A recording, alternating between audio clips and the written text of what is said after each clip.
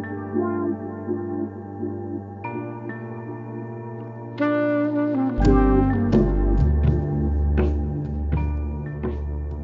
and welcome to Stories of Climate Change Hope, a podcast that brings you a little bit of hope every other week. My name is Steffen Schwartmann, and today we are joined by Ted McIntyre. Hi, Ted. How are you doing today? I'm great, Stefan. How are you? Glad to be here. Thank you for having me. Yeah, I'm good too. Cool that you're here. So, Ted, you are a podcaster. You have a podcast. What's the name of your podcast? The podcast that I produce is called The Climate Minute, which was originally an accurate name because we wanted to make a podcast that lasted 1 or 2 minutes, but now our podcast lasts 20 minutes. So actually, it should be called The Climate Minutes. But we retain the Climate Minute as a metaphorical title. And what we typically try to discuss each week is current news. So our mandate, our attempt is to give insight and perspective on news about climate change and how things are connected together. Do you focus on more local news or global news, or? We tend to bounce around, so that the Climate Minute is under the heading of a nonprofit. So a nonprofit, like a non-governmental organization here in the United States, that attempts to to introduce clean energy solutions into the towns here in Massachusetts. And that's the state that I live in. There are many interesting stories there about local projects in a city that, for example, one of the big things that we have talked about is building codes. It's kind of a building code are the rules by which you construct a new building. What size wood do you have to have? What safety? And there is an effort here in Massachusetts to make new buildings be more energy efficient, right? And each town has to decide on what rules will be used to make new houses in their town. And so there's an effort, a local effort, to make sure that new building, because buildings are such an important part of the energy mix, right? Buildings use energy, and so cleaner buildings is a good thing. So there's that. We do local stories, but then we also bounce around to much more national stories, whatever's in the news from week to week. Over the course of time, so when we started the podcast a few years ago, it was my feeling that newspapers, for example, newspapers or TV shows, did not treat climate as the topic that deserved special attention. So every newspaper had a sports section, right? Every newspaper had a world news section. Every newspaper had an editorial section, special on how to live your life, right? A cultural, what to cook today and in season. But no one was pulling in all the threads of climate change. And because, as you know, climate change touches many things. There's economics, there's health, there's interactions with the weather, everything, but no one was pulling it together. So we have been trying to take events, explain how they interact with each other, and just provide people a coherent way of thinking about the news they hear about climate. Now, a few years later here, many more newspapers have more. The New York Times has a climate section now. That's progress, and it's something that makes you have some satisfaction and some hope, right? That if you're speaking of, right? I mean, so that there is more. But that's the kind of topics we cover. We bounce back and forth. And of course, you're true. I agree. That's a really great development that climate change gets more attention now by the media. I guess there are still a lot of topics that are not addressed strongly enough, like the diversity of just different sectors who are so strongly impacted by climate change. But I guess still don't get enough attention. It's also one reason why I want to have this podcast, to talk about some personal stories and also see how it affects people, in their feelings, and how that can change, when you get more engaged, or when you talk about it with your friends or your family. I think that can have a really good impact. Mm-hmm. Mm-hmm. Yeah, you personally, when did you actually start to decide that you really want to engage in climate action? What was the circumstances when you decided that, okay, climate change, wow, that is something I have to do something, or that is so important, I will spend some of my private time for climate action? It's a good question, because I agree that understanding sort of the roots of why you care so much, or why I care so much, are important. And there's a lot of sort of psychological reasons you can talk about. But I mean, I think the chronological history that I see in my own life is that I was concerned in 1988. Right? So I'm a relatively new PhD guy. I'm working. I see the Hansen. So this is 1988, 1989, 1990. And I remember at the time, one of my boss actually, I was conversing with him about the climate issues. This is 1990. And he said, statistics, that's a bunch of junk. Don't even think about that, right? And I was cowed, right? I was like, oh, well, okay, I don't have to worry about it anymore. But through the 1990s, now this is 30 years ago, right? It became more and more important for somehow, and I can't really place myself there, except by the year 1999, 2000, I realized that I was worried and reading stuff and freaked out because I thought I was the only one that had seen the problem and that nobody else cared about it, right? And that I was some kind of nut job on my clunky internet, back with the 286 computer back in 1999, looking at this stuff. And I had the good fortune to attend a weekend retreat, right?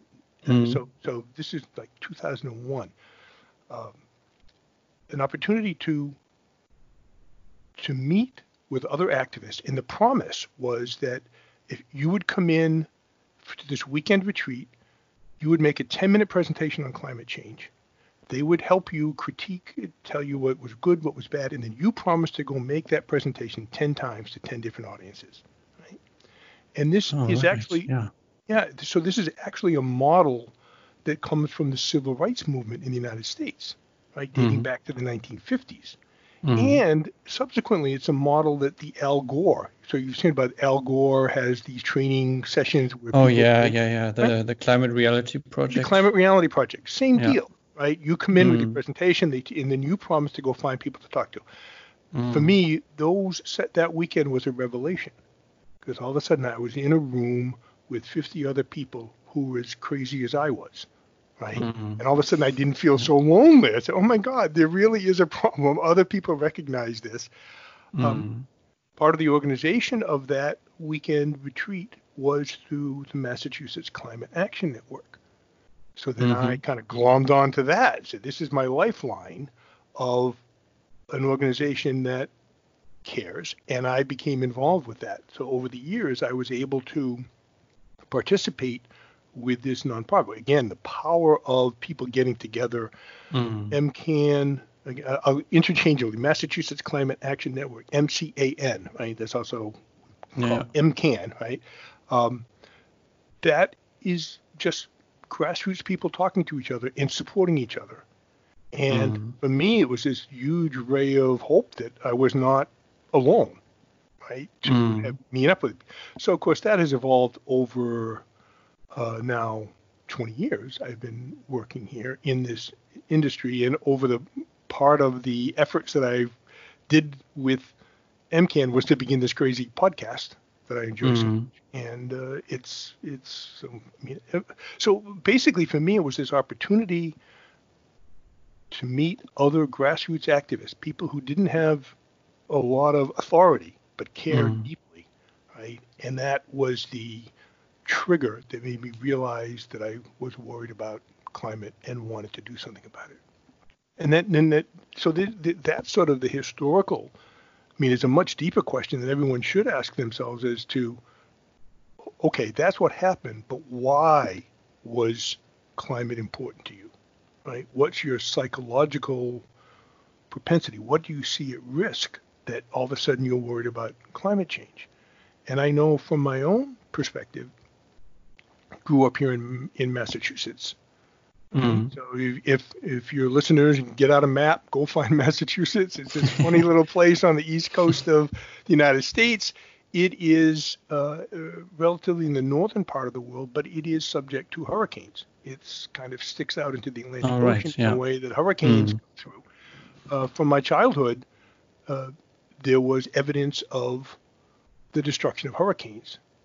And so the idea that nature could be violent if provoked, let me say, okay, resonated with me and say, okay, I know that we're not fooling around here. You don't fool around with Mother Nature. And so it was that kind of view of the world that made it important to think about these things.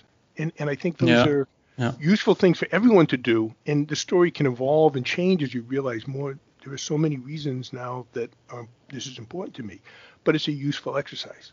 I think for climate scientists, it's still very, very difficult to really attribute climate change to a certain extreme event. But yeah, there's some research that actually showed some proof. Yeah, and you should know so important. Yeah, that's such a good reason. Like you're concerned about your own livelihood, but also the security of your community and your family, I guess, right? I mean, again, there's incredible details, but the town that I lived in was subject to several very destructive hurricanes in the 1930s to the 50s. Right? And again, I'm dating myself, but John Kennedy in the 1960s, right? President Kennedy came from Massachusetts, right? So one of the perks of having a president come from your home state is that a lot of money from the federal government flows back into that state. And one of the things that was done was to build basically a dike, a big granite stone structure to prevent the hurricanes from sweeping into my hometown.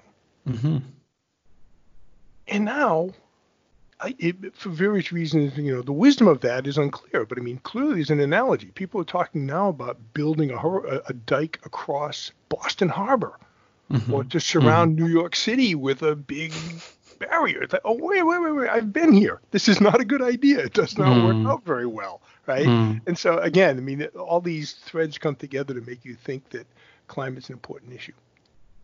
Yeah, I really like that you mentioned that. I think that many people can relate to that in the beginning, that you were like one of the only ones who thought or who saw that this topic is so important and so relevant, and you felt alone. But then you went to this retreat and you found a grassroots movement, you found a community that supported you. And I think that is super important. I mean, now, there are many organizations, also youth organizations, people can join, and so there are already many communities that can support you and that can support people who want to get more engaged. And at the same time, I think there's a kind of challenge that there might be a division in our society, because there's still there are people who maybe ignore climate change, who don't see it, but also some people who have a different motivation to get engaged. So not everyone wants to be an environmentalist. I mean, even some people who are like more despised of environmentalists. So I think it's really difficult to think about with whom we talk to and how do we frame the things we want to say, so that more and more people can accept it and not, see it in a green kind of light and then immediately stop listening, I think that for me, the important thing is that the people who are troubled in their hearts but don't know what to do, that they find a path. And I think all of the other laggards will come along, right, as the society shifts. And I think it's important to recognize that while there are many, many organizations, now there's many more organizations, right? But the important point of that is something that I feel strongly about, is that since climate change is such a broad topic, there is a pathway for everyone to enter the movement, a pathway that satisfies your personal, that resonates with you personally, right? That is to say, there is no need for every person to be arrested in the Extinction Rebellion, right? Some people want to do that. You don't have to do that, right? Yeah. There's 1,000 other ways Exactly. People are now making more art about climate change, right? If you're an artist and that's the thing that satisfies you, do it, right? And you can find there are artist collaboratives that are focused on climate change, right? I think that from my perspective, the question of hope, why do you hope? The way I put it is that hope is not something that you have that comes to you, a little birdie comes and tells you to have hope, right? You have hope because you make hope, you manufacture hope, you take an action, you do something, whatever that thing is that's peculiar to you, that's special for you, you do that, and that gives you hope, right? And that gives you have a feeling that you're doing something. So for me, I like to make podcasts. Right? Yeah. I like to follow the news, right? Okay, that's what I do. And that's, part of my contribution. Not everyone has to make a podcast, right? But everyone's concerned about, oh my God, there's so many things that, whether you're interested in health, in the environment, in business, in the technology, there's so many ways in. And I think the challenge for people to be hopeful is to find how they can connect to the issue and take action, because then all of a sudden, hope is a funny word, right? We have already baked in a certain amount of damage, but the baked in is a funny word, right? We've already committed because we put so much stuff in the air, right? Already. So there's some bad. The question is, can we minimize the things that we can minimize? And yes, I have hope that we can do that. I think that there's, there are many examples where people are afraid that a new technology will destroy the economy. But then when they engage in it, all of a sudden things go much easier and much faster than they would have predicted. Right? And so I have a feeling that if the society commits to things, we may make transitions faster than we thought. And that gives me some hope. Right? But most of my hope is self-generated because I'm not gonna, I got nowhere else to go, right? No other, as I say, no planet B, right? I'm stuck here, despite Elon Musk wanting us all to go to Mars and shooting another rocket up to Mars, right? We're here, and we got to make it go here, and so that's my hope. I'm so glad you said that. Yeah, I'm glad that you're hopeful. I cannot strongly enough underline how important that is for everyone to find their own thing, find their own action that they feel comfortable with.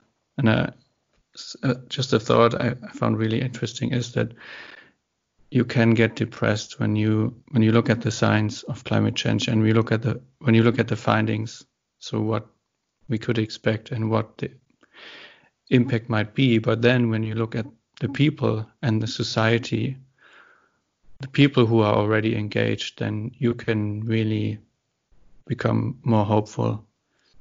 And I just want to say that I totally get that, because I tried different kind of things. I tried joining a protest march, but then didn't feel comfortable at all, because these slogans, these kind of simple messages did not really speak to me. And I tried speaking in front of audiences, something like climate change and education. And then I thought, well, maybe something different. And then, I decided to make this podcast. And I think this might be it. To, become more hopeful myself, but at the same time hear stories of the guests, of you. I mean, I agree. They're the community. So I'm a physicist, right? So I start out with a science background, and I can tell you, when I began making these presentations in 2000, and I promised to make the presentation 10 times. Somehow I thought that if I could just explain how the infrared radiation interacts with the carbon dioxide molecule, it would be obvious that we must all take action, right? Okay, that was 20 years ago, and I have since learned but knowledge does not lead to action. Yeah, yes, more knowledge does not lead to more action. Yeah, there are different, and so I have learned, and so it's very satisfying how much I have learned about how to discuss climate change and the paths that people respond. And I think that you are on a good path to talk about hope, because people want hope, right? They want to find a way to be involved and take action, have that satisfaction of doing things. And it's the discussion in the United States is often, what's the word, sclerotic. I mean, it's just awful. It's all dead at the national level, because there's a vibrant discussion at the local levels about what to do about climate change, and that's where the power is. And so, again, it's if you like, I mean, a lot of people like to work in their cities and towns. That's an obvious place. Many people are proud of their town. They want to make their town the best place. They're sort of competitive with the town next over. Right? It's a great way to a great channel for your energies. It's very satisfying, right? And it builds for me, the sort of climate, the big action. So again, just now to segue up to the national global issues. I mean, something called the Green New Deal here in the United States is a big, has changed the conversation. Right?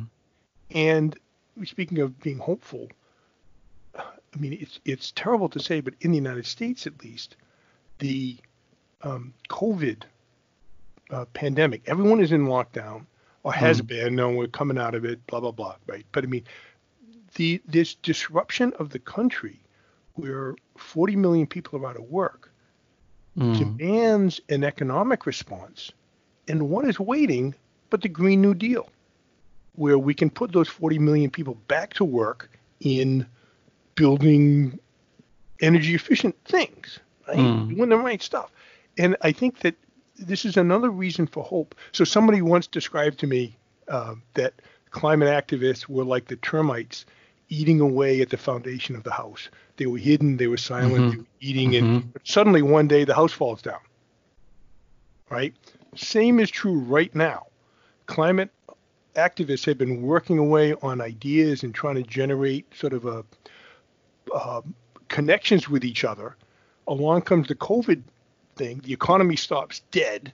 Everyone looks at each other and says, okay, what do we do now? And the climate people say, okay, I have a plan for you, right? Let's put in wind, at least in the United States, we can put in winter. We can put everybody back to work doing these things.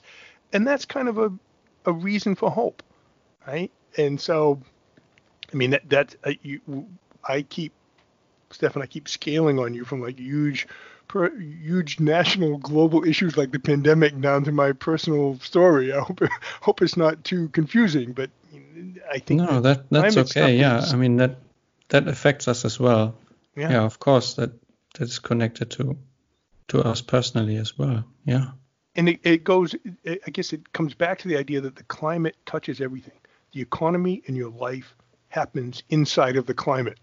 Right? So there's a almost every way that you can do it, from food, local food supplies. I mean, so many things that you can do and still be a climate activist and take hope and satisfaction from your actions. Yeah. So what is maybe in the near future, do you have a specific plan to change something new in your podcast, or something else that you planned with regards to climate action, or like your current engagement? Well, there's several paths that. So let me talk for a moment about the Massachusetts Climate Action Network, which is. I'll send you the link. So go ahead. Post the link. There are two major activities that are special for Massachusetts, but have impact everywhere and can be copied everywhere, right? So as I mentioned before, one of the projects is to have towns change their building codes so that new construction is clean energy, or energy efficient, clean construction. The other is an interesting problem that I think only would happen in a place like Massachusetts or the United States. I'm not sure what Germany has as an analogy, but the utilities. So in the United States, a utility is the organization that provides electric power, right? I don't know what the European equivalent is, but the utility, I mean, who makes it turns out that in our state, each city and town has the opportunity to make its own little tiny utility, to make its own electricity. And so, because this all dates back to the 1880s, when Thomas Edison was just inventing electricity, right? And every little town set up its own little power company, right? It was only later that everything was put together in a much bigger structure. These little utilities, town-based electrical supply people, are not as green as they could be. They're not as energy efficient. And so MCAN is going to each individual town and saying, can we help your local utility? And what's really, really interesting is that in the circumstance here in Massachusetts is that the local utility is run by people that get elected from the town. So you have a town of 10,000 people. They have a light company. Those 10,000 people vote for the person that runs the so those 10,000 people can say, no, you're going to change, you're going to have greener electricity, or we're going to vote you out. A perfect grassroots kind of a circumstance. So, and I think there are many other, here in Massachusetts, for example, one of the other. 1 second. So a utility, so it is like responsible for the energy generation, the local energy generation. So is it just locally, or does that also include energy that comes from nuclear power plant to this city? Good question. Right? Well, here, so the days are gone, pretty much gone in the when the energy is produced locally. So each town will buy power from the grid. So that grid then is general, right? Yeah. But the town will be buying energy from the grid that is not green, right? And so you want, and of course what you want is for each town to be buying the renewable energy credits, which is again an arcane thing about the RECs, the REC, the renewable energy credits are what forces the system to become greener. Right? If you consume all those RECs, then I'm sure there's a similar program in Europe as well, right? But yeah, so that's they don't make the towns do not make the power locally. A couple have wind turbines, but generally it's a question of aggregate purchase of power, where are you getting it from, and under what conditions. Yeah. I mean, one of the other interesting things that is on the horizon here in Massachusetts is something called is the recognition that transportation is a very important aspect. So about a third of the carbon So we emissions. have already building, energy, and transportation. So MCAN is really active. Is It's on all, good to yes, hear. on all, there are many fronts, and I guess as far as our podcast goes, there's, I keep dreaming of having some dedicated shows about. I think the Green New Deal cannot be discussed enough, right? And many aspects to that. I'm hoping that we can continue to interview interesting people. And of course, it's a good question that podcasters like you and I mean, do you have the courage to go ask a famous person to be on your podcast? Because now you have to interview them and do justice to their ideas. And would they really want to talk to you anyway? But finding people, I also hope that we can continue to show the work of local groups that don't get in the newspaper very much because they're so local, right? And we can highlight those on our podcast as well, because it gives people hope to think that there's something happening. Right? It's not just the terrible things you read about when you look in the paper. Yeah. Well, I must say, MCAN and you're really engaged. You're doing a lot. That's inspirational. I mean, you can't put it down. I mean, there's a joke about you've seen the movie called The Matrix, right? Where the guy says, take the red pill, take the blue pill, right? Once you take the blue pill and you know climate change is real and it's a threat, it's very hard to walk away from it, right? Yeah. You are stuck. And so I agree, we are all engaged in a lifelong quest that's going to take 100 years, right?